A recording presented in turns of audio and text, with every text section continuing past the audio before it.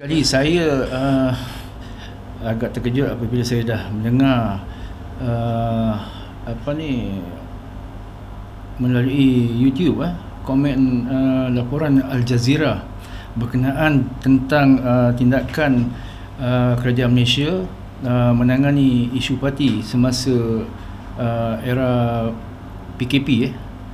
Jadi di sini setelah saya mendengar duration selama 25 minit tak silap saya, video yang rakaman Al Jazeera tu, apa yang saya dapati, pertama sekali laporan tu adalah semuanya tidak tepat, tidak tepat, dan malah ianya lebih memburukkan imej negara, dan saya tak pasti sama ada ianya ada didalangi oleh pihak-pihak tertentu, sebab ada dengan campur tangan daripada wakil human right, Kasturi apa nama dia tu. Jadi di sini kalau kita tengok, kalau kita dengar dan saya kupas, pertama sekali ianya adalah merupakan satu pertuduhan berat yang dilemparkan oleh warga asing, pada ketika PKP. Malahan sebenarnya kita, rakyat Malaysia ataupun kerajaan Malaysia, tidak menolak bahawa Malaysia memerlukan perkhidmatan pekerja asing dalam membantu kerajaan untuk membangunkan negara, dalam sektor-sektor construction, pembangunan dan services, ataupun lebih tepat 3D. Tetapi kita perlukan hanya mereka-mereka yang legal, yang sah. Kalau kita lihat isu warga asing ini, pekerja asing ini ataupun parti, telah hampir 20 tahun tak dapat diselesaikan. Malahan jumlah mereka semakin bertambah setiap tahun. Dan sepanjang PKP, isu parti menjadi lebih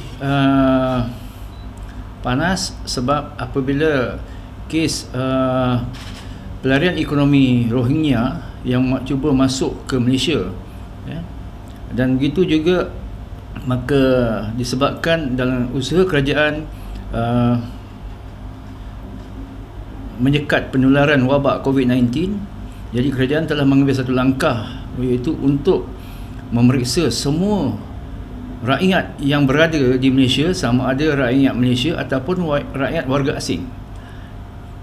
Dari situ saya menyokong tindakan kerajaan seperti mana yang disarankan oleh YB Menteri Kanan Datuk Seri Ismail Sabri, yang mengarahkan agar parti-parti pun juga disaring tanpa mengambil tindakan di atas dokumen mereka, kerana ini adalah demi untuk menjamin keselamatan rakyat Malaysia, yang mana kita tahu isu COVID-19 adalah isu pandemik seluruh dunia, Jadi dan kita pun jelas bahawa tindakan sistematik yang diambil oleh kerajaan telah membantu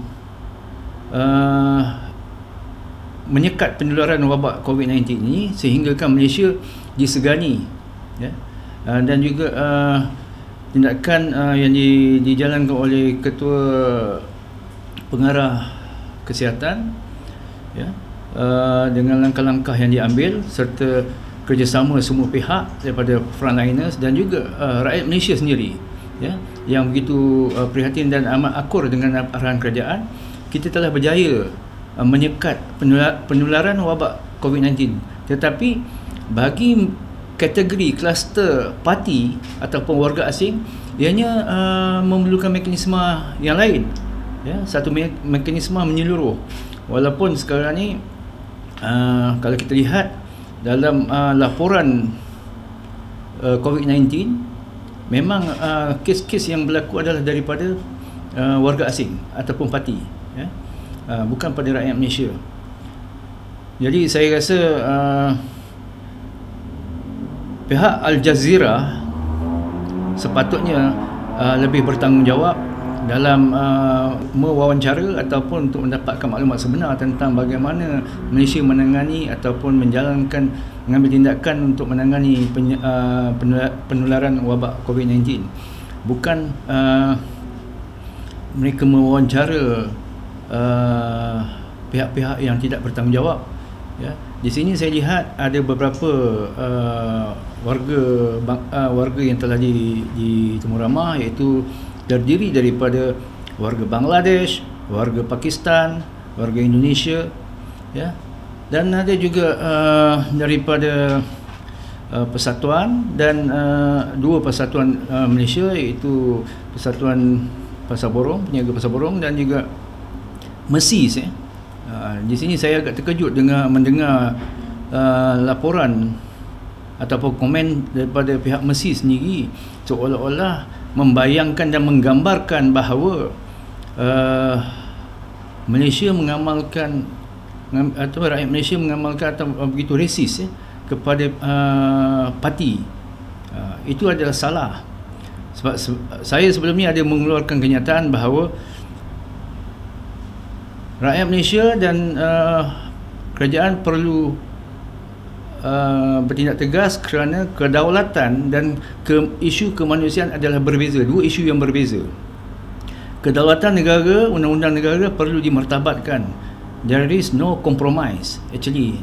Tetapi kita lihat ada beberapa NGO ya, yang menentang atas dasar kemanusiaan. Kemanusiaan tu lain, berbeza. Tetapi ini apakah mereka fikir tentang hak kemanusiaan 32 juta rakyat Malaysia, kan, berbanding dengan kebanjiran parti yang ada di Malaysia. Jadi di sini kepada semua pihak rakan-rakan NGO hak asasi kemanusiaan yang berada di Malaysia agar lebih rasional dalam memberikan kenyataan, kerana sebagai rakyat Malaysia kita perlu mempertahankan maruah dan nama baik negara, bukan kita menjadi api dalam sekam, musuh dalam selimut dengan melontarkan dakwaan-dakwaan dan tuduhan yang tidak begitu bertanggungjawab.